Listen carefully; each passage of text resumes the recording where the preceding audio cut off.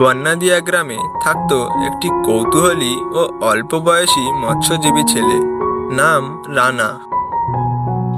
প্রতিদিন সকালে সে নদীতে মাছ ধরতে যেত ও স্বপ্ন দেখত বড়লোক হওয়ার।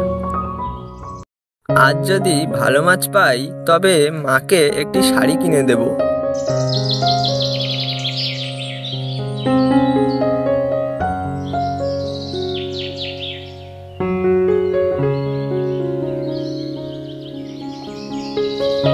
একদিন জাল ফেলার পর জালে ধরা পড়ে একটি সোনালী চকচকে শামুক।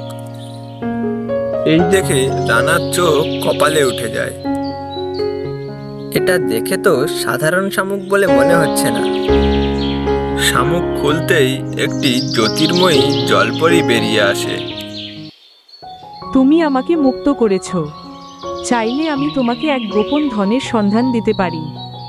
নদীর মাঝে এক প্রাচীন কূপে একটি স্বর্ণের কলস আছে, কিন্তু শর্ত একটাই, তুমি তা একজনের সঙ্গে ভাগাভাগি করে নেবে।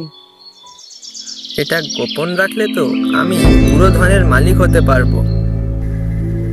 রানা রাতে নৌকা নিয়ে নদীর মাঝে যায়।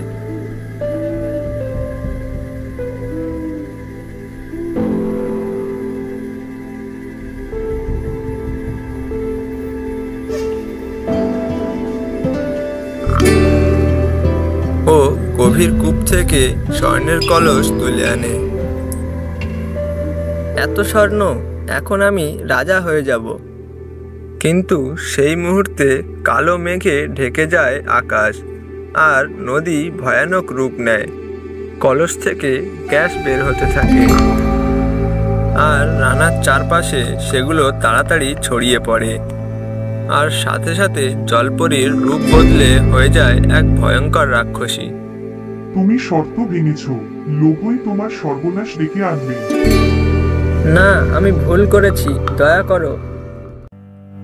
সে নদীর তীরে পড়ে থাকে নিঃস্ব অবস্থায়। সে এতদিন চেয়েছিল শুধু নিজের জন্য, এখন সে খালি হাতে ঘরে ফিরে যায়। আমি বুঝেছি, একার লোভে ভাগ্য পাল্টায় না, বরং এতে নষ্ট হয়। রানা এখন প্রতিদিন গ্রামের শিশুদের শেখায়, লাভ কেবল তখন সত্যিকারের হয় যখন সেটা সবার সঙ্গে